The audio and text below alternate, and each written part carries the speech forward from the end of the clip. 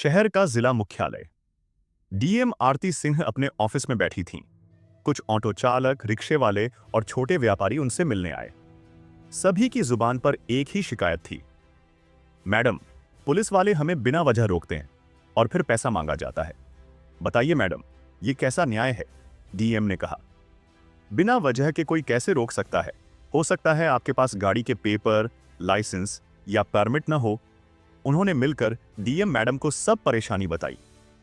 Madam, हम दिन रात पसीना बहाते हैं 2 वक्त की रोटी जुटाने के लिए, लेकिन पुलिस वाले हमें बिना वजह रोकते हैं।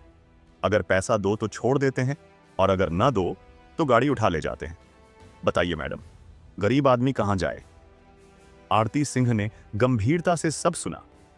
उनकी आंखों में सख्ती थी और दिल में दर्द भी। आरती ने मन ही मन सोचा, अगर मैं सिर्फ फाइलों में बैठकर आदेश देती रहूंगी तो असली सच्चाई कभी सामने नहीं आएगी। मुझे खुद जाकर देखना होगा। अगले दिन सुबह आरती सिंह ने अपनी छोटी बहन को साथ लिया। सिक्योरिटी गार्ड और सरकारी गाड़ी सबको पीछे छोड़कर वह साधारण कपड़ों में घर से निकली। उन्होंने एक पुराना सा ऑटो रिक्शा बुलाया और उसमें बैठ गई। ऑटो चालक रामस्वरूप नाम का बूढ़ा आदमी था। उसके चेहरे पर पसीना था और कपड़ों पर मेहनत की धूल। बहन ने धीरे से कहा, दीदी, आप डीएम होकर ऐसे सादे कपड़ों में क्यों निकली हैं? खतरा नहीं है? आरती मुस्कुराई और बोली, सच की तलाश हमेशा खतरनाक होती है, लेकिन जब तक मैं आम आदमी की नजरों से नहीं देखूंगी तब तक असली हालात नहीं समझ पाऊंगी। कुछ ही दूरी पर पुलिस का बैरिकेड लगा था। इंस्पेक्टर अशोक सिंह और उसकी टीम वहां खड़े थे। कड़क वर्दी, काले चश्मे और हाथ में डंडा। ऑटो रोकने का इशारा हुआ। अशोक सिंह गरज कर बोला, ओए रोक गाड़ी, कागज दिखा। रामस्वरूप कांपते हुए बोला, साहब, मेरे पास गाड़ी के सब कागज है। ये लो परमिट, गाड़ी की लाइसेंस और बीमा। अशोक ने कागज झटके से खींचे, कुछ पन्ने पलटे और हंसते हुए बोला, ये सब पुराने हैं।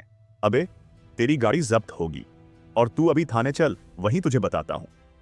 बेचारा रामस्वरूप गिड़गिड़ाने लगा, साहब रहम करो, यही गाड़ी से घर चलता है। अशोक ने सिगरेट का कश लिया और पास आकर धीरे से बोला, अगर रहम चाहिए तो माल लगाओ, 500 रुपए निकाल, फिर छोड़ दूंगा। रामस्वरूप रो पड़ा, साहब मेरे पास तो सिर्फ 200 रुपए हैं। अशोक ने थप्पड़ जड़ते हुए कहा, 200 में पुलिस को खरीदना चाहता है? पूरे 500 चाहिए, वरना गाड़ी उठेगी। आरती सिंह और उनकी बहन यह सब देख रही थीं। उनका खून खौल रहा था। अब आरती और चुप नहीं रह सकी। वह ऑटो से उतरी और गहरी आवाज में बोली, बस बहुत हो गया। अशोक चौंक गया, कौन है तू? बहुत बहादुर लग रही है। आरती ने पर्स से आधिकारिक आईडी कार्ड निकाला और उसके सामने फेंक दिया। मैं हूं तुम्हारी जिलाधिकारी आरती सिंह। पूरा स्टाफ सहम गया। आसपास खड़ी भीड़ तालियां बजाने लगी। रामस्वरूप के हाथ कांपते हुए जुड़ गए। वह बोला, मैडम, आप तो भगवान बनकर आई हैं, वरना आज मेरी रोजी रोटी छिन जाती। आरती सिंह ने गुस्से में कहा, इंस्पेक्टर अशोक, तुम्हें वर्दी इसलिए दी गई है कि जनता की रक्षा करो, ना कि उनकी जेबें काटो। आज से तुम निलंबित हो। उन्होंने तुरंत एंटी करप्शन ब्यूरो को फोन लगाया। कुछ ही देर में टीम आ गई और मौके पर ही कार्यवाही शुरू हुई। पूरे घटनाक्रम को कैमरे में रिकॉर्ड किया गया। भीड़ जुट गई थी। हर कोई डीएम मैडम की तारीफ कर रहा था। आरती ने सबको संबोधित किया, दोस्तों, पुलिस भ्रष्ट होती है क्योंकि जनता चुप रहती है। जब आप डरकर रिश्वत देते हैं तो आप भी अपराधी को ताकतवर बनाते हैं। आज से ठान लो, कोई रिश्वत नहीं देगा, चाहे जैसा भी दबाव क्यों ना हो। लोगों की आंखों में उम्मीद की चमक आ गई। इस घटना की खबर आग की तरह फैल गई। अखबारों की सुर्खियां बनी। महिला डीएम ने घूसखोर पुलिस वालों को रंगे हाथ पकड़ा। पुलिस विभाग में खलबली मच गई। वरिष्ठ अधिकारियों ने तुरंत जांच शुरू कर दी। कई ईमानदार पुलिसकर्मियों ने राहत की सांस ली। अब शायद भ्रष्ट लोगों की मनमानी कम होगी। जांच में साबित हो गया कि अशोक सिंह और उसकी टीम पिछले कई महीनों से आम लोगों से वसूली कर रहे थे। उन पर भ्रष्टाचार, लापरवाही और जनता से दुर्व्यवहार के केस दर्ज हुए। अशोक सिंह को हथकड़ी पहनाई गई।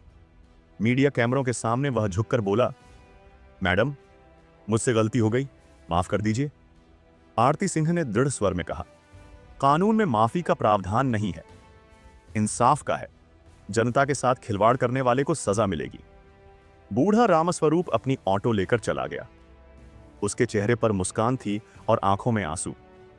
उसने हाथ जोड़कर कहा, मैडम, अगर हर अफसर आपके जैसा हो जाए तो गरीबों की जिंदगी आसान हो जाएगी। आरती सिंह ने आसमान की तरफ देखा और मन ही मन सोचा, शायद यही मेरी जिम्मेदारी है, भ्रष्टाचार के खिलाफ लड़ना और जनता का विश्वास वापस दिलाना। दोस्तों, यह सिर्फ एक कहानी नहीं थी, बल्कि एक संदेश था। अगर एक महिला डीएम अकेले खड़ी होकर भ्रष्टाचार को चुनौती दे सकती है, तो हम सब मिलकर क्यों नहीं?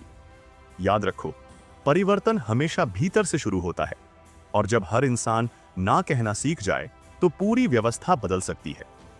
अगर आपको यह कहानी अच्छी लगी तो इसे ज्यादा से ज्यादा लोगों तक पहुंचाइए, क्योंकि जितने लोग जागरूक होंगे उतना ही समाज बदल पाएगा। और हां, हमारे चैनल को सब्सक्राइब करना न भूलें, वीडियो को लाइक और शेयर भी जरूर करें। आपका एक छोटा सा क्लिक हमारे लिए हिम्मत और हौसले का सबसे बड़ा इनाम है।